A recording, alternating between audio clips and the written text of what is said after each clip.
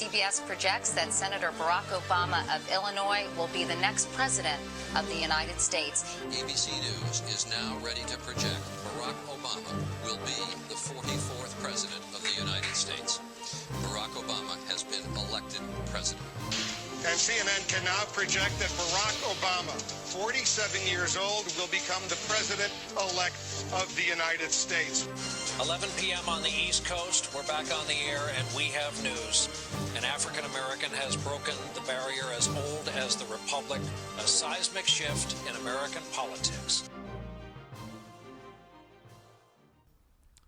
I mean, it's such an exciting time to be alive. It is. And this trip's going to do a great deal for you as it helps to put in context what is happening on January the 20th. Pioneers are not around to walk the trails they blaze. They blaze them and then they're gone.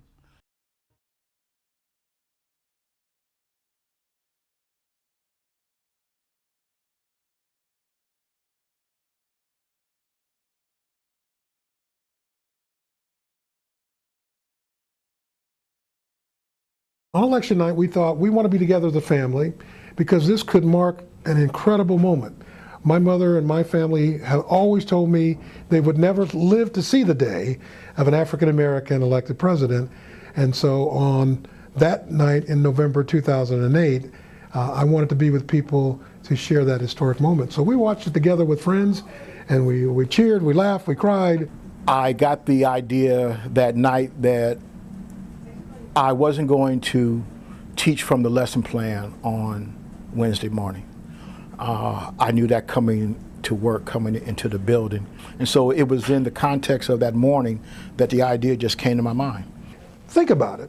Connecting this generation and the people of this time with the hardship, the struggles, the step-by-step efforts to enable black people just to have a vote, have a say, to be recognized as human beings, to be included in the workplace. All of these processes were galvanized in our mind through the civil rights era. And I thought for today's students, that would be a wonderful opportunity. What better practical experience can you get than having the pressure, and the rush of every day, pitching a series of stories, listening, on the conference call, having your story selected, and then got to have it ready. I found out about the trip in Dwight Bennell Hall. There were flyers posted all throughout the building. I had Professor Bob Rucker, who also pitched the trip to every student in our MCOM 163 class. I heard about the trip when I was in class with Professor Rucker. He told our class that Dr. Cheers had this idea to go to the inauguration and to also visit some civil rights landmarks.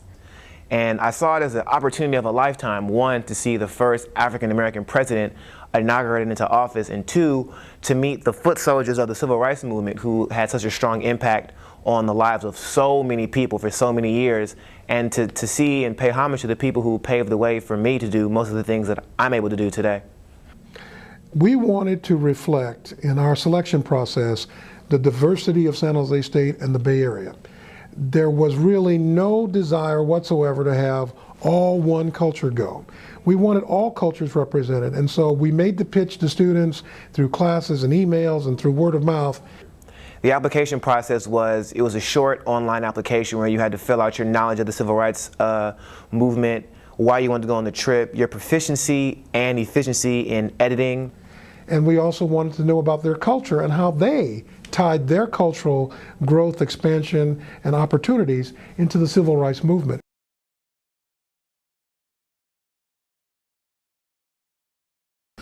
We had two articles in the Mercury News about the trip, and people started calling us from the Bay Area. Civil rights veterans started calling us with these incredible stories that they were lawyers, they were students, they were just average people who back in the 60s had responded to Dr. King's call to come to the South.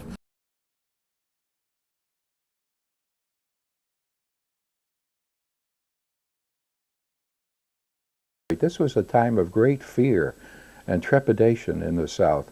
It was a great period of fear for us. We were all nervous. We didn't know what was going to happen because we have something going that's bigger than any one of us here. We have a movement of social rights and to correct things, to correct inequities, and there are many more people. There are millions of people in America who are depending upon this kind of thing. We need to make some progress. And so Martin Luther King prophetically almost always said, and I may not get there with you. I will be with you, but I may not get there with you into the promised land. That was his message. Well, it resonated with me. It resonated with a lot of people.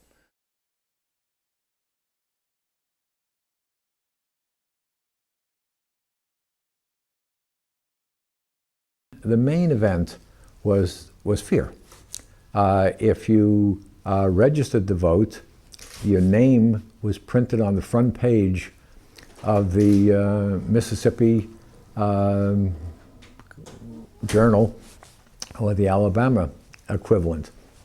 And as a result, you would likely lose your job, and you might be killed as well.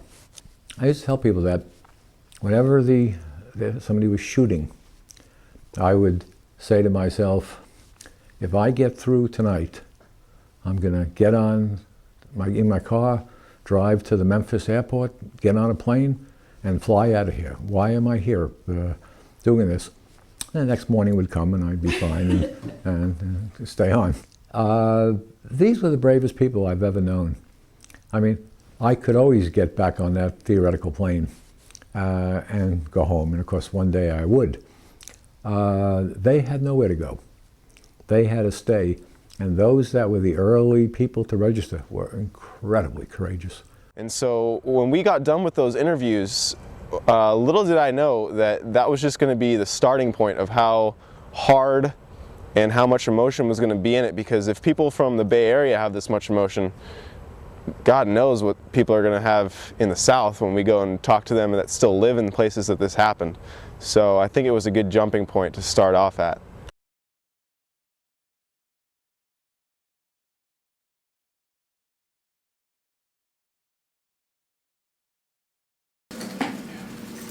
You know, you are going to be overwhelmed, you know, from start to the finish, and more as we get closer to the inauguration date, you know, from like... He definitely likes to get people out of their comfort zones and get them out in the real world and get them to be able to move in this fast-paced media world that we're in now. I knew what to expect. It's not a vacation. You know, I knew this was going to be a grueling 10 days with very little sleep, and Dr. Cheers, he likes to push his students, so I knew that although I enjoy that type of work, I had a little bit of knowledge knowing that, you know, that this wasn't going to be all fun and games, that it was a working university journalism trip. And he definitely put a lot of pressure on all his photojournalism students, but you know, we know that he was doing it because he wants to improve us as photojournalists. How many bubbles in a bar of soap and how many seeds in a watermelon? And you had to get the answer right or you couldn't vote.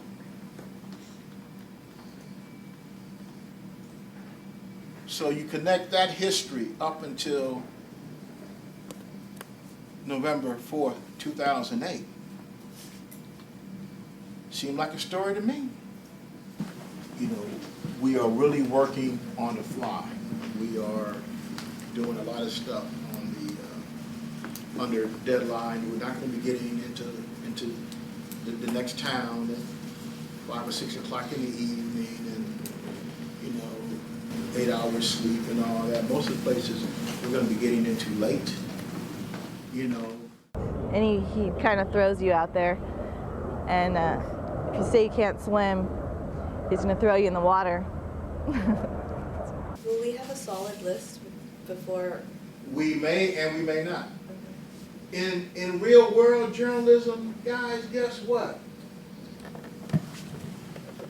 It's not always scripted. Could we get another perspective list then? I mean, that's better than nothing.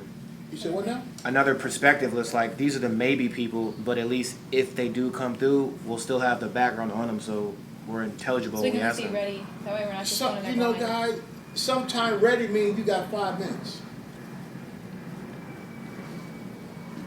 I wanted to know what we were going to talk to them about, so I could, craft my questions with a specific route as to what, we wanted the packages to look like. So at first, when he didn't know who we were going to see or what we were going to be able to ask, I was a little nervous about that. Dr. Cheers put myself and Nick Dovdot, the other PR student on the trip, in charge of getting all the names and numbers of people we were going to visit, places we were going to go, media contacts along the way. And I worked diligently to make sure that we had everything that we needed. But I will definitely say that I was a little bit shaken and nervous since we had maybe a week before the trip to prepare. Well, if we don't know exactly what's going to happen or where we're going or who we're talking to, how is this going to work? I didn't feel that the students were going to let me down. I was so caught up in just getting us from point A to point B that I felt that the students that we had selected, regardless of what their level of technical or expertise, that they were going to be able to do a good job. At that time, I realized that this is not going to be some pushover trip, and I'm not going to be able to just sit and relax. And I just had to kick myself in the ass and get going, and that's what I started doing. The first day that Anthony came, nobody really knew who he was, nobody knew what he looked like, so this guy comes walking into our group, and we just all kind of sat there for a second and said, hey, are you our driver? And I was very thankful that we were going to have someone who was also an EMT or EMT trained to be there, because if anything were to happen to any of us while we were there, it's good that we've had a professional close by at all times. And reading the paper, especially in the last few months with the elections and everything that was going on, I was reading a lot of stuff that was just really, to me, kind of not all that encouraging. And then I read the article on you guys, and I just thought, this is awesome. This is a good thing, and I was impressed. And I hadn't actually, to that point, read the statement that President Obama had made in reference to standing on the shoulders of giants.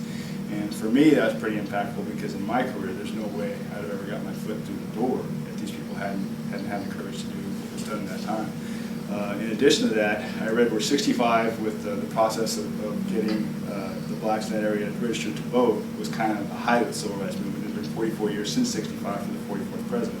Well, I turned 44 in another week, and I just felt really connected to this. So we interviewed, we talked extensively, we worked out the details, and thanks to him and thanks to you guys and your willingness to take me on, I feel pretty fortunate to be here. So I look forward to serving you guys in this capacity. Having him was just amazing. I mean, a guy that sacrifices all that time to help people he's never met before, it's just astonishing to me. And he immediately was a part of our group when he spoke to us that first day. He's not only going to drive us all the way, he's going to drop us off in Philadelphia, and he's going to drive all the way back to Memphis. Then he's going to depart out of Memphis. If we don't have a dime to pay, keep that in mind. I liked him right away. You could tell he had a great heart, and we had heard that he's a fireman, and the way he had heard about our trip through the Mercury News, and he called and he asked how he could help and volunteer, and it was kind of like fate in a way. Shortly after Dr. Cheers and I talked about this and got the ball rolling, my mother took ill. She was living with us at home, 95 years old. She had Alzheimer's for the last 6-7 years of her life. She went into the hospital, and the doctors made it very clear to me that she was in the final stage. She was in the final weeks or even possibly a month or two. And I know Dr. Cheers was very instrumental. He called me at home right around Christmas or right after Christmas, and he said, Bob, as much as we want you and need you on this trip, we know where you need to be. It's okay. You don't have to go be with your family. So I kind of knew that Professor Rucker wasn't going to come, but it wasn't until he said it that I was kind of like, all right, I don't know Dr. Cheers at all.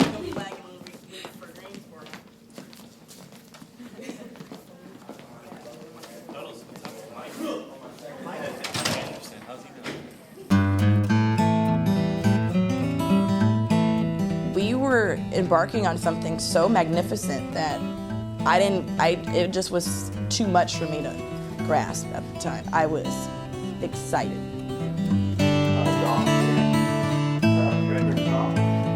I wasn't worried at all, and the 3 days of doing the work beforehand just kind of gave me extra adrenaline boost for the trip, and that's what it came down to be, just pure adrenaline.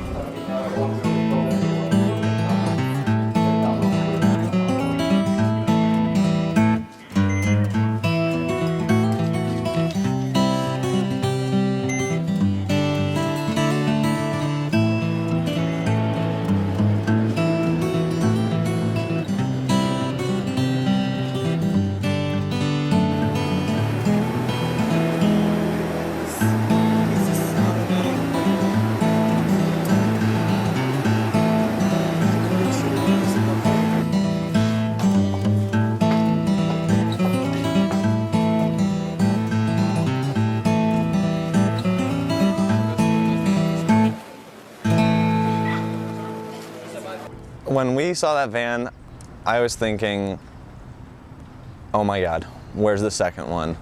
What's going on? Are we really gonna fit 13 people in here? We got off the plane and we got a rental van, went to the hotel, boom, did an interview. And it was so fast and so quick, and that's how the rest of the trip was gonna be. Get off the plane, get off the bus, do an interview. And we had to get used to it, and it was the first test that we had, going to that hotel in Memphis, interviewing Samuel Kyles right off the plane.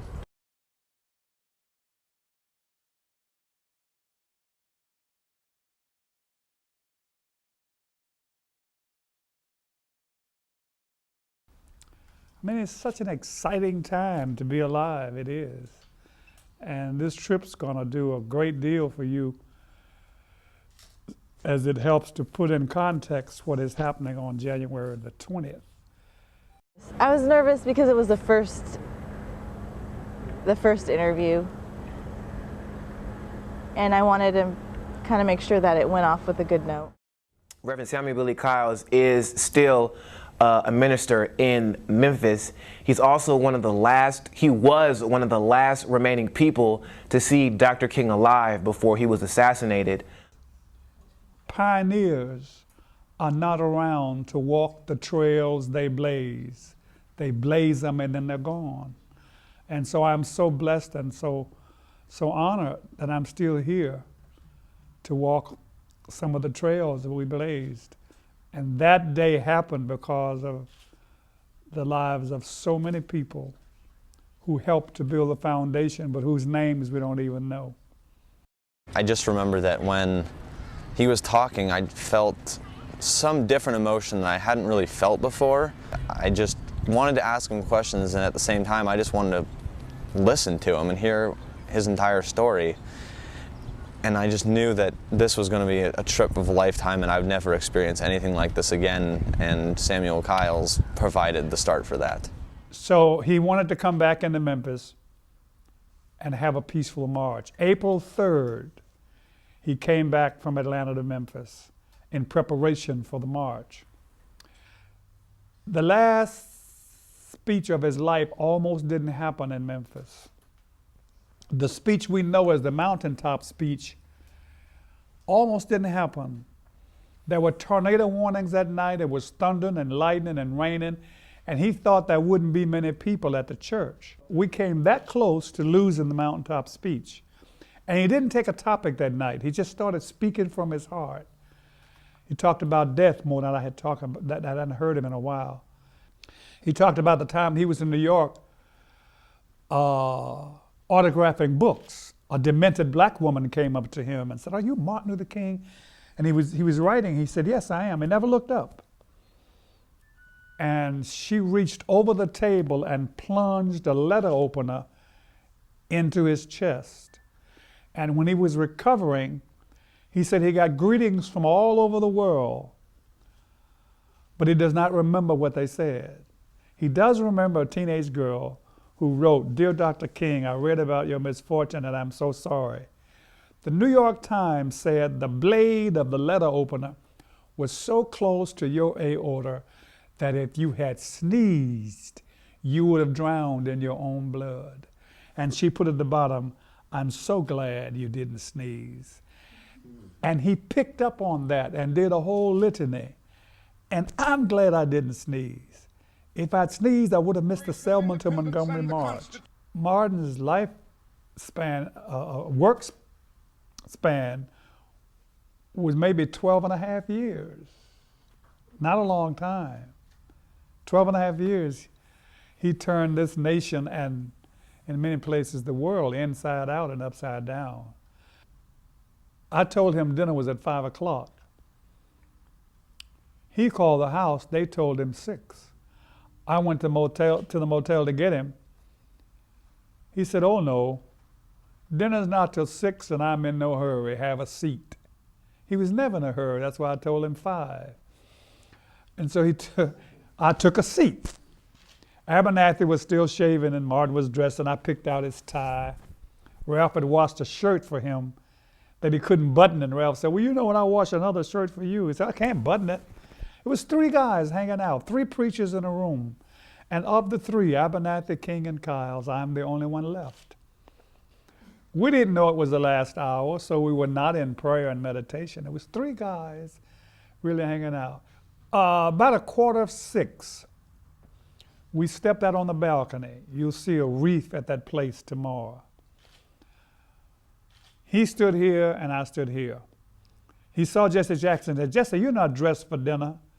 Jesse said, I don't need a shirt and tie. I got an appetite. That's all I need. So Jesse and Ben started walking towards the balcony. And Martin was still waving at people in the courtyard. I turned to go down the steps. I said, guys, for goodness sake, come on, let's go. We have a rally after dinner. I turned to go down the stairs and the shot rang out. Kapow! I looked back. He had been knocked from the railing onto the floor. I rushed to his side. There was a gaping hole in the right side of his face. There was a bigger wound under his shirt I could not see, but I saw all the blood. The bullet's called a dum-dum. As it goes through the barrel of the gun, it heats up. It doesn't come out straight, it comes out jagged. So it severed his spinal cord and tore his chest out and his face. I ran in the room to make a phone call, to get the ambulance. You had to use the operator. You'll see that phone is still in there. They didn't have any buttons or dials. I was beating on the wall saying, answer the phone, answer the phone. She left the switchboard when she heard the shot, came into the courtyard, looked up and saw Martin lying on the floor. Immediately she had a heart attack. She died a few days later. She was the motel owner's wife. The police were coming by this time, and I hollered to them, call an ambulance on your police radio. Dr. King has been shot. And they said, where did the shot come from? So you'll find a famous picture of us pointing to the building across the street where the shot came from. They came and secured the balcony and stopped others from coming. I took a spread from one of the beds and covered Martin from his neck down. I took a crushed cigarette out of his hand. He never wanted young people to see him smoke. I took the package out of his pocket, put it in my own. And I have it somewhere with a handkerchief that's filled with his blood, somewhere in my possessions at home. Finally, the ambulance came and I told them what hospital to take him to, and they did. I got somebody on the switchboard, and I told Jesse to call Mrs. King, and I called my home. And we waited, and we waited, and we waited. Finally, the word came. They did not say that he died. They say, we lost him. We lost him. I had no feelings then that I could express. 40 years ago, I wondered, why was I there in that moment in time? Of all the places he could have been, all the places I could have been, why was I there at that moment in history? And over the years, God revealed to me why I was there. Crucifixions have to have witnesses. and I was there to be a witness. And I must be a truthful witness. A lying witness is dangerous. A witness who has information and won't share it is of no consequence. And so my witness has to be true. Martin Luther King Jr. didn't die in some foolish, untoward way. He didn't overdose. He wasn't shot by a jealous lover. He wasn't shot leaving the scene of a crime. Here's a man with an earned PhD degree at 28, a Nobel Peace Prize at 34, the youngest to get one at that time, oratorical skills off the charts, all the things he could have been. UN ambassador, university president, mega churches all over the world. But here he is with all of these skills, dying on a balcony in Memphis, Tennessee, helping garbage workers. And they said, we will shoot this dreamer and see what happens to his dream. That's where the witness comes in again. The witness will tell all who will listen, unfortunately, yes, you can kill the dreamer. Reverend Kyles he's an excellent orator. I mean, the way that he described his last few moments with Dr. King to him being friends with Dr. King outside of him being a speaker, it was just so descriptive that I could, in my mind, create everything that he was saying. Just being in his presence and the way that he spoke so eloquently and so calm and so relaxed, he literally described and put us on that balcony as if we were there watching it before our own eyes. I just knew the historical significance of the students interviewing the sole survivor who was with King in room 306 the last hours of his life. It can't get any more historical in terms of the context than that.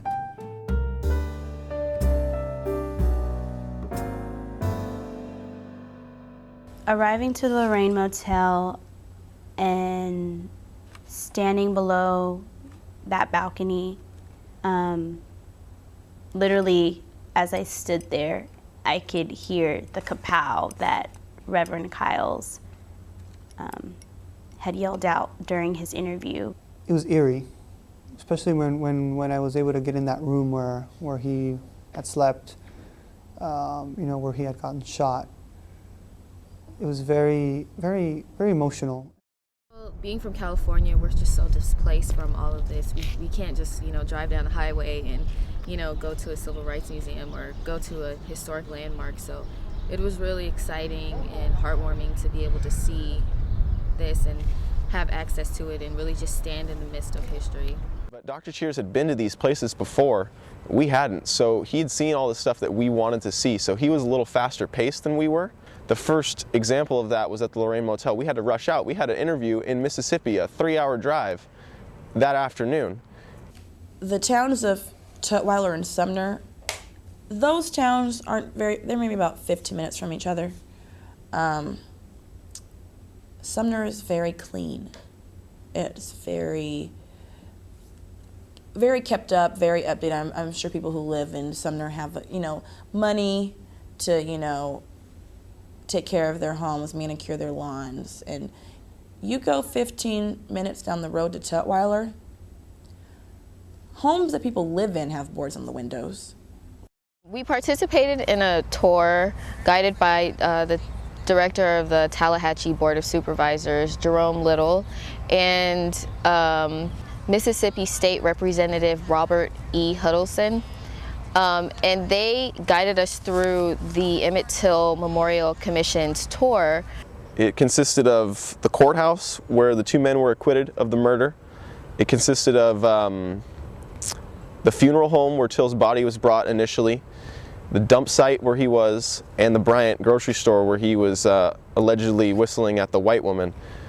The story goes supposedly that he was in the Bryant liquor store or grocery store, and one of his cousins bet him to whistle at the store owner. Till supposedly did whistle at Carolyn Bryant, and nothing really happened that day.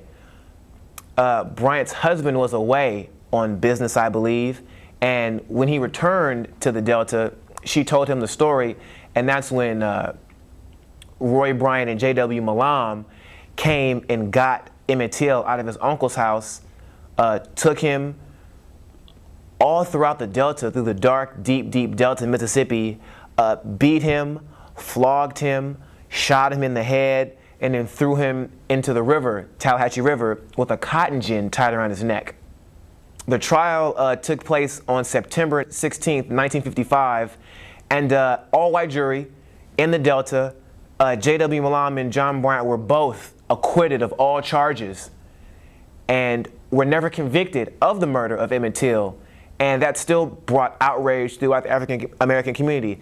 The drive to where they had dragged his body, I knew that it was long, but my God, when we were driving in the van, all of us were looking at each other wondering, when is this going to stop? We're just going farther and farther and farther and deeper into the middle of nowhere. His mother first had a very difficult time getting his body back to Chicago. They attempted to bury him in Mississippi, then they sent the body to Alabama, back to Mississippi, and then she finally had the body sent to Chicago where they could have the proper funeral for Till. And at the funeral, she had an open casket funeral, and she said she did that so the world could see what they did to her boy. And the pictures were published first in Jet magazine, and that sparked a lot of rage and anger in the African American community and across the nation to see his mutilated face with the side-by-side pictures of him before he was murdered and after was just terrible. The murder of Emmett Till was the start of the civil rights movement, arguably. It is what sparked Rosa Parks to not give up her seat on the bus. The route that they took to torture, beat, and kill Emmett Till was astounding. It was at least 20 minutes between each spot that they took him to beat him, to bruise him, to mutilate him, to ask him had he had enough. And Emmett Till was a very strong boy, and he kept telling them, is this all you got? Is this, I'm still unfazed, and probably until he died. So, but to see that they went through such great lengths to punish him and bring him pain was amazing and very sad and disheartening. It was very eerie to be at the Bryant grocery store at night. You could just feel like there was an aura there that just didn't want people to be there, and it just looked old, it looked decrepit, beat down, hadn't been taken care of, it hasn't been taken care of. And not only is the Emmett Till story really sad because he lost his life at such a young age and the way he lost his life, it's sad because anytime you see history, there's landmarks that are still there that you can visit. The landmarks that we saw for this are just decrepit. They're losing history because of it, and because of they don't want to try and save it, and the people that own the properties don't want to try and save it. The only thing that's left that is original is the Bryant grocery store, which is almost falling over, and in the courthouse, the railing that is in the courthouse. That's the only thing that's left from the original trial and the original murder case. And it's sad that they're losing all that history and they don't want to try and save it.